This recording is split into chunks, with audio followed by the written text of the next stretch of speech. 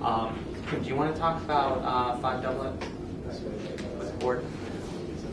No, I don't really have anything to report. Oh, I said Kim. Me. Sorry? He's talking. Oh, I'm sorry. It's okay. What's going on with 5 Doublet? We put you on the spot. So,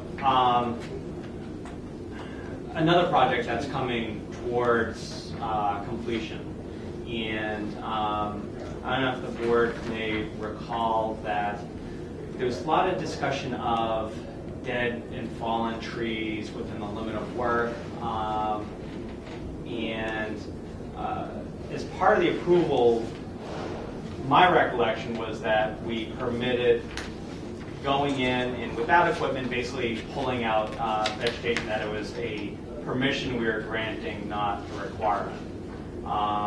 That's how the applicant views it. The two abutters are requesting material to be removed, viewing the board's decision as being a mandate on this removal of dead material. Some disagree from a perspective as far as trees that have fallen on the ground and branches and stuff provide habitat that slows down some of the. Remember, through the center of that property had this sort of drainage swale that basically was part of the watershed for further up Doublet Hill. This property was almost like a pass-through, and that's why they had a little bridge. So there's a couple issues that the two neighbors are pursuing with me. Which property are we talking about? The new property on Doublet? 5 Doublet, yes. And they're requesting. Someone's cleaning out the woods completely removed. What are they doing? No, that's the two neighbors view that that's a requirement of the board. We were of the opinion that it was a more of a passive permission, that we are enabling people to go in to clean out that dead material and to take care of things that were a safety concern, but it wasn't a mandate. It was actually mostly a permission to go in there to remove bittersweet, poison ivy, and things that were pretty invasive, taking over the woods and bringing down the trees. That's something that we recommended, but we didn't specifically address in the decision. In the decision, we identified that there were some trees that the Craigs, who were to the right, sort of downstream, that there was some trees that were identified by the abutter as being hazardous, and that if no agreement is reached between the developer, the Craigs, and staff, that the planning board was basically the final voice. So let me get this. So the people to the south of them want these things removed. The owners don't necessarily feel it's necessary to remove them, and the people to the south of the planning board to be the right, police because that's the decision. Because they decided, okay, Yeah. because they interpret and our interpretation, will. Kim can speak towards it, is that they're not hazardous. One may be a nuisance because it drops. They're shagbark hickories. Yeah. They're nice but they're trees. alive. They're alive. alive. What do they So want? why would they want them removed? Because they're dropping nuts on their patio. They want them to cut them down? Oh, no.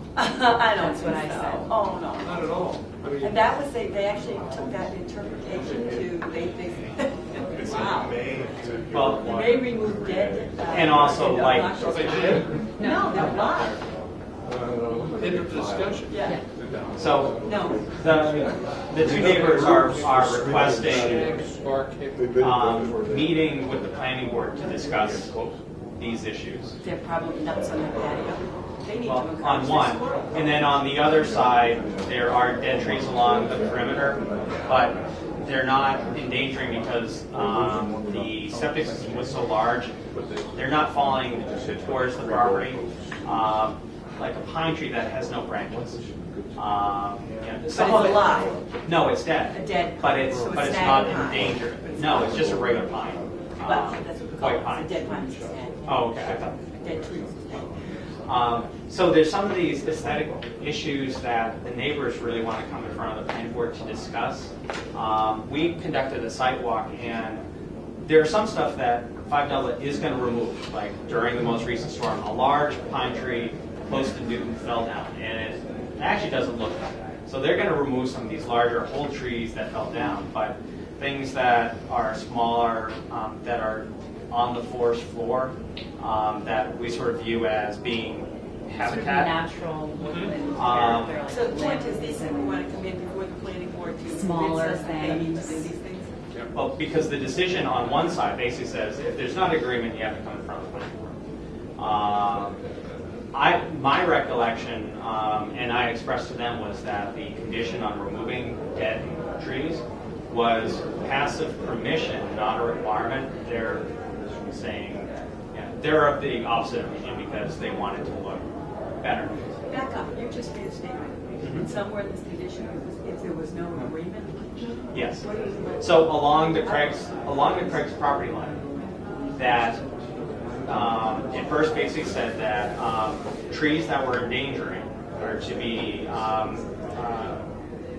observed by their developer, myself, and the Craigs for removal. If no agreement on their removal is reached, then the planning board basically acts as an arbiter as far as making a final determination. Well, but the key word there is endangering.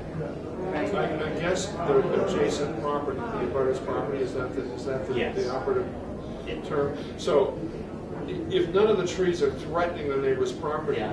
then why are they coming before? That's why I want. Kim, I do you haven't feel haven't as a scheduled it. I want to landscape have this expert discussion that as far as anything whether I endangering should property? schedule. If we don't have. Kim was about to.